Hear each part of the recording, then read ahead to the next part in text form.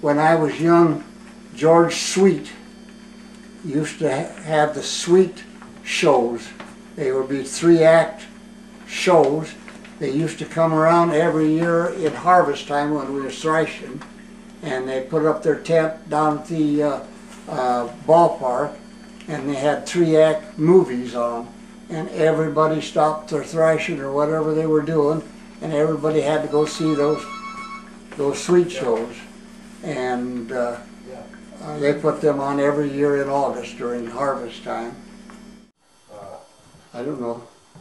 Ben Westling run a repair shop up across from the bowling alley for years, a car repair shop and a Ford dealership, and then later on he moved it down where Benny Malm is, and he ran a car dealership there. And L.F. Klebingstein had an insurance agency in that little office off to this side of where you drive in that place there of Malm's and so forth. L.F. Klebingstein had a place there.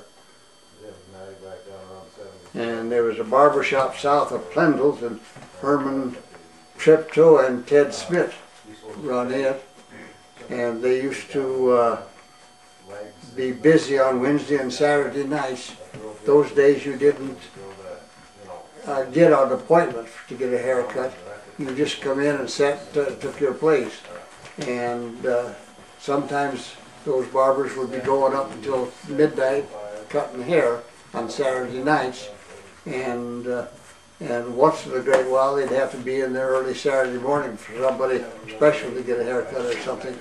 But they always was 2 barbers a day. They were busy. You had to wait in line for quite a while to get your hair cut. And then only other thing, which you probably wouldn't want in it or anything, but Laverne's mother used to buy material for 13 cents a yard. She paid for it. Material at the dry goods store. It was Martin's Dry Goods Store, and it was where Chet's grocery store is. There was a divider in there. There was just a little part of the south side of that grocery store was a clothing store where they had material and sewing machine stuff and things like that. That was the dry goods store. That's some of the main things that I remember. I don't know how much of it you would like in it, or what. Getting back to the 13 cents a yard, that's when my mother bought enough material for we girls to get some school clothes. Them days, a lot of the clothes were made by the mothers and so forth. You know, if you had a bought-in dress, you were lucky. Yeah.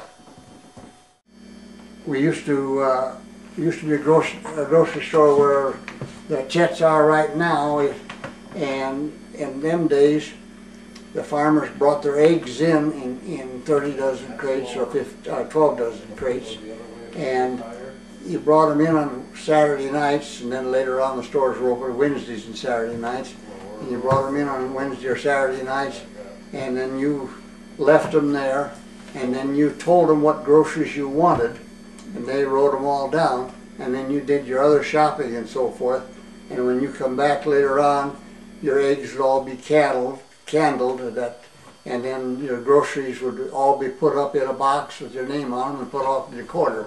So over here in the corner you'd have 12, 15 or 20 boxes of groceries for people. You didn't pick the groceries up yourself or anything. You just ordered your groceries, and then you paid your bill. And in them days, if you had any money left, well then you went to the gas station and put some gas in your car.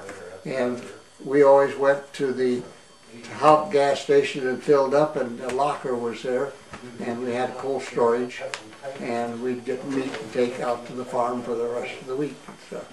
And how much they got depended on how much much gas you got. How much the kids got for an allowance.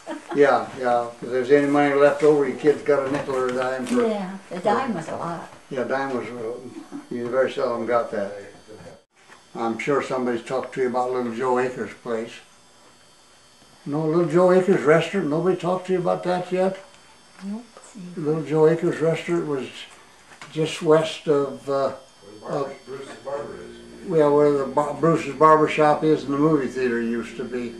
And it was just a little place, and there was about that much room in behind people to get by and so forth.